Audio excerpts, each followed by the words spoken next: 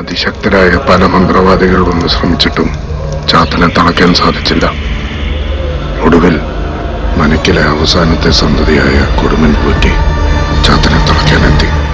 ഇതാ ചാത്തനെ തളയ്ക്കാൻ വന്ന കൊടുമൻ പോറ്റി.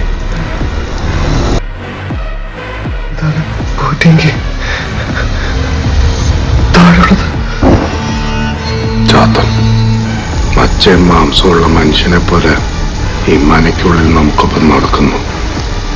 പക്ഷെ ശ്രദ്ധിച്ചു നോക്കിയാൽ അറിയാം, അത് മനുഷ്യനല്ല, അതിന് ഹൃദയമില്ല, അതൊരു ദൈവ സൃഷ്ടിയല്ല,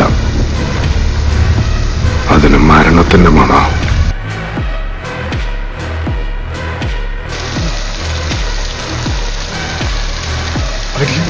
അനുവാദം തരണം, എന്നെ സമ്മതിക്കണം. എനിക്ക് പോകാൻ അനുവാദമില്ല.